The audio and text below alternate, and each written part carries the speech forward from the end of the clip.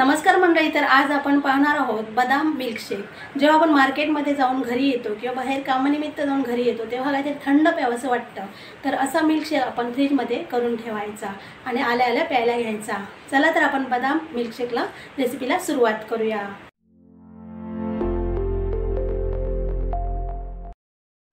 इथे अर्धा लिटर गोकुळचं दूध घेतलेलं आहे। कोणतंही दूध घेतलं तरी चालेल। हे आता 4 ते 5 मिनिट लो फ्लेमवर शिजवून घ्यायचं।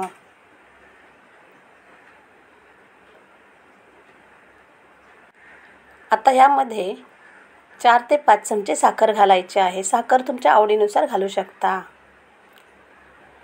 गॅसची फ्लेम लो ठेवायची आहे। हे आता व्यवस्थित मिक्स करून घेऊया। आता यामध्ये अर्धा चमचा वेलची पावडर घालूया।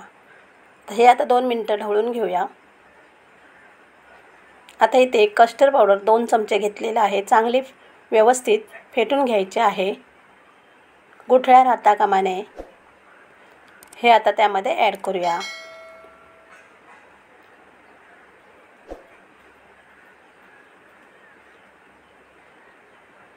त्यानंतर हे हळूहळू आपल्याला ॲड करायचं आहे।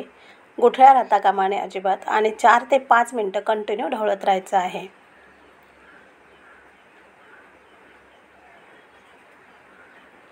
आता आपण 2 ते 3 मिनिटं उकळायला ठेवूया। आता इथे बदाम 10 ते 15 घेतलेले आहेत। भिजत घातली होती 4 ते 5 तास, आणि इथे मगजबी घेतलेली आहे। मगजबी पण भिजत घातली होती 4 ते 5 तास। आता हे थोडंसं दूध घेऊन बारीक एकदम पेस्ट तयार करून घेऊया मिक्सरला। हे एकदम पौष्टिक आहे। हे सुद्धा आपण त्यामध्ये ॲड करूया।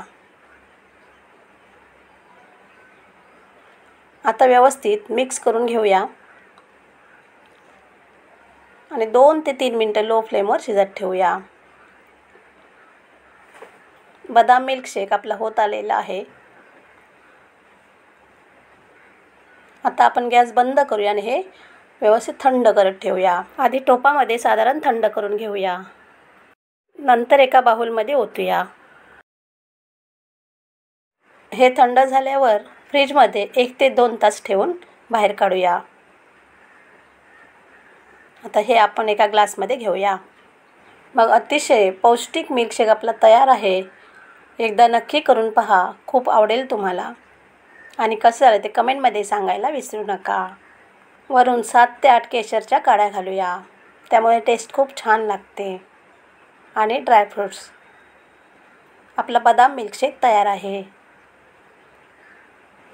किती छान आहे बघा, मस्त। एकदम कमीत कमी साहित्यामध्ये होणारी रेसिपी आहे।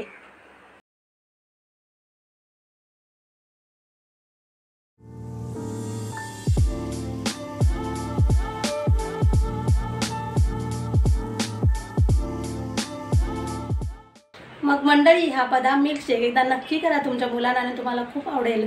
आणि ही रेसिपी कशी वाटली कमेंट करून सांगा। आवडली असेल तर लाईक करा, शेअर करा। चॅनल नवीन असाल तर सबस्क्राईब करून बाजूला बेल आयकॉन क्लिक करा। धन्यवाद।